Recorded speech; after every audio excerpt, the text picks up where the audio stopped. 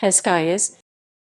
Hezqeyas died 13 September 1813, was Emperor of Ethiopia from 26 July 1789 to January 1794, and a member of the Solomonic dynasty. He was the son of Iyasu III. Reign.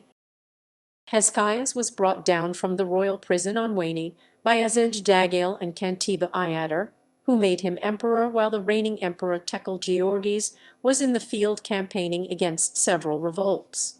Tekel-Georges started from Eringo to suppress this threat, but the Dejazmashes Ahmed and Ali Borsh, with detachments of Ras Alagaz's followers, met him at the village of Salim and tried to encircle his army.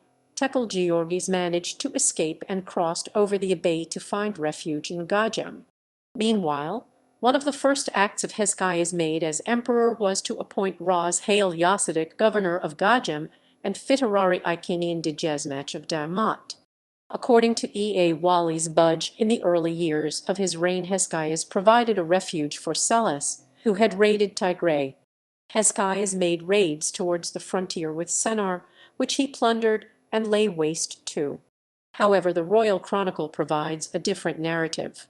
Shortly after his elevation, Emperor Tekel-Georges marched on Gondar, and upon learning of his advance Hezqeyas fled from the city. When Hezqeyas reached Kemikum, he was joined there by Dejazmach Halu Esht, Fitarari Ikinian, Dejazmach Halu Turbinos, and others reinforced. Hezqeyas marched back to Gondar, and Tekel-Georges abandoned the city, proceeding to Gajem by way of Dengelbur, where he was joined by Hezqeyas III, and together they marched on Gondar. But once there, at the last moment Tekel-Georges declined to engage Hezqeyas in battle, and instead proceeded to Mount Wani, where he released his relatives from the royal prison.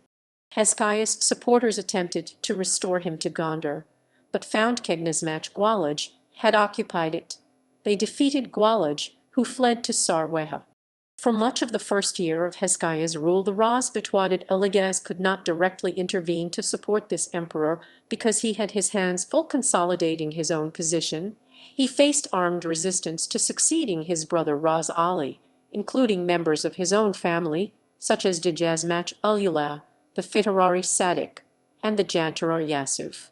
When he was able to resolve these challenges, he supported the Emperor Hezqeyas by sending the Makit Asmachwold Mikhail to assist him.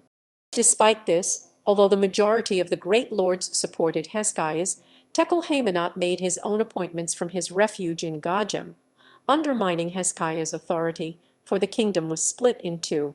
The following year Tekel-Georges had a falling out with his primary supporter Ras Hezqeyas III. Tekel-Georges fled Gajem, seeking the support of another noble. Hezqeyas then spent the rainy season of 1790 at Filikit Jurejer before returning to Gondar. The only action Emperor Hezqeyas took that the chronicler felt was worth recording in 1791 was to send a general's robe to Ras Alagaz and spend the rainy season in Gondar. It appears that in 1792 Emperor Hezqeyas acted against his primary supporter, Ras Alagaz. That year Hezqeyas, Abuna Yasab, and Ikejwold Iasis held a council where they declared that they will not submit to the Gala, clear reference to either Alagaz or his family. The royal chronicle records that later that year a battle was fought, and on the coming of the Gala all that was what was done. Not long after this, Haile Wand Bawasan went to Imikina and freed Tekel-Georges. They proceeded to Lalibela, where the emperor resided for a while, apparently mustering his supporters. When Hezqeyas heard that his rival had left Imikina, he advanced at the head of an army from Gondar, first to Tsenjana, then to the house of Dejazmach Haile Esht, where they were joined by Ras Alagaz, where they took counsel together. Several battles then followed, ending with Hezqeyas fleeing to Dengelbur. The restored Emperor Tekel-Georges then met with his supporters to decide on their next step, but a lack of consensus led to Tekel-Georges going to Wedjera and Dejazmach Gabriel going to Bejemder late in 1793.